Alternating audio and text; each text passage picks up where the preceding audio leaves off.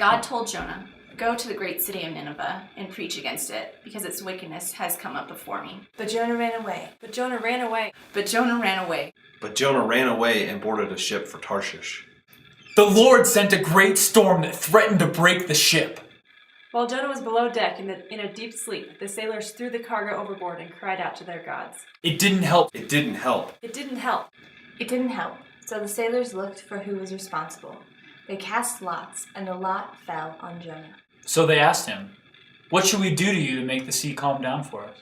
"Pick me up and throw me into the sea," he replied. "I know that it is my fault that this great storm has come upon you." The men threw Jonah over and into the sea, and the storm calmed. Jonah was then swallowed by a large fish, and there he stayed in the belly for 3 days and 3 nights. From inside the fish, Jonah prayed to the Lord his God. In my distress, I called to the Lord, and he answered me. From deep in the realm of the dead, I called for help, and you listened to my cry. You hurled me into the depths, into the very heart of the seas, and the current swirled about me. All your waves and breakers swept over me, but you, Lord my God, brought my life up from the pit. The Lord then commanded the fish to vomit Jonah out onto dry land. The word of the Lord came to Jonah a second time.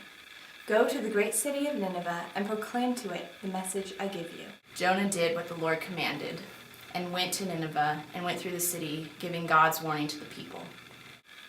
Upon hearing the warning, the king of Nineveh made a proclamation. "Let everyone call urgently on God.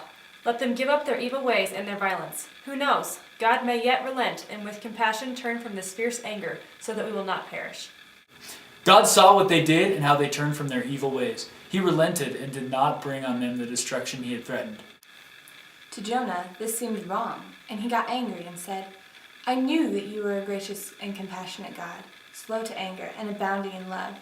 Now, Lord, take away my life, for it is better for me to die than to live." But the Lord replied, "Is it right for you to be angry?" But the Lord replied, "Is it right for you to be angry?" Wow. Ken, you have to